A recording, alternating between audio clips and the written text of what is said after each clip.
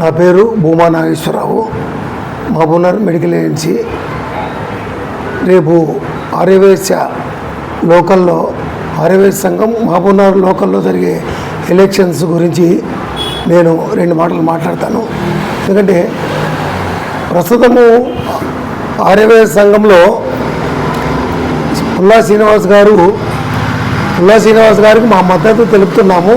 అదేవిధంగా మా medical association medical వాళ్ళందరం కూడా పుల్లా శ్రీనివాస్కు 100% మేము సపోర్ట్గా ఉంటామని చెప్పి తెలియజేస్తున్నాము. ఎందుకంటే పుల్లా శ్రీనివాస్ గారు గత 30 ఏళ్ళ నుంచి నాకు పరిచయము.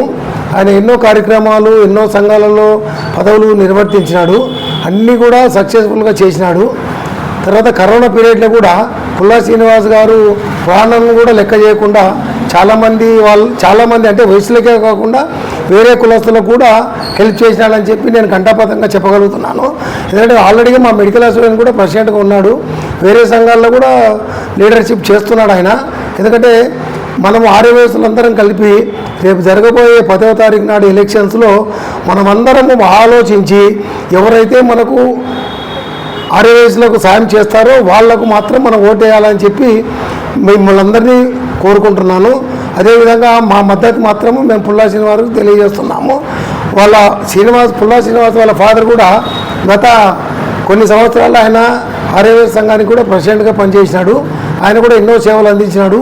అదే బ్లడ్ శ్రీనివాసలో కూడా ఉంది కాబట్టి మనం శ్రీనివాస్ గారిని అత్యధిక మెజార్టీతో గెలిపించవలసిందిగా కోరుతున్నాము. అదేవిధంగా మీరు వేరే విధంగా అపోహలకు పోకుండా వేరే ఎవరో వచ్చి అది చేస్తాం ఇది చేస్తామని చెప్పడము జరుగుతుంది. కానీ మీరు మాత్రం దయచేసి అందరూ ఆలోచన చేసి పుల్లా శ్రీనివాస్ గారిని అత్యధిక మెజార్టీతో గెలిపిస్తారని చెప్పి మనస్ఫూర్తిగా కోరుకుంటున్నాను. పుల్లా శ్రీనివాస్ గారు సమాజంలో మంచి అందరినీ కలుపుకునే వ్యక్తి కాబట్టి అతనికి అయితే మన ఫ్యూచర్లో మన వైశ్య కులానికి మంచి జరుగుతుందని చెప్పి కోరుకుంటున్నాం. అంటే మొన్నటి వరకు ఉన్న బాడీ పనితీరు ఎట్లా ఉంది, పుల్లా శ్రీనివాస్ గారు వస్తే అది ఎట్లా మెరుగవుతుంది? ఇప్పుడు పుల్లా శ్రీనివాస్ గారు వచ్చిన తర్వాత ఆయన చేసే కార్యక్రమాలు ఫస్ట్ ఓటర్ లిస్టు తయారు చేసి, అంటే అసలు యాక్చువల్గా మహబూబ్నగర్లో ఎంతమంది వైశ్యాస్ ఉన్నారన్న సంగతి కూడా మనకు తెలియని పరిస్థితులు ఉన్నాం. ఆ మూమెంట్లో మనం ఎలక్షన్ జరుపుకుంటున్నాం.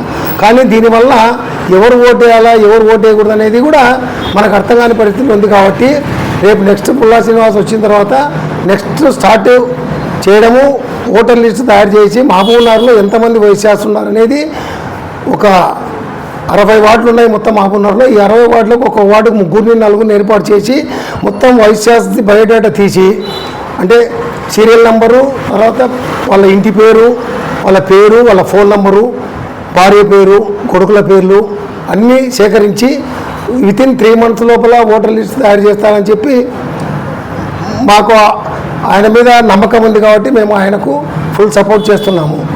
అంటే ఈ ఎలక్షన్స్ అంటే గతంలో కంటే భిన్నంగా జరుగుతున్నాయని మీ ఆర్యవైశ్యుల నుంచే ఉంది. ఇప్పుడు ఆర్యవైశ్య సంఘంలో ఎలక్షన్స్ అనేటివి గుట్టుముట్టుగా జరగాల్సిన విషయము.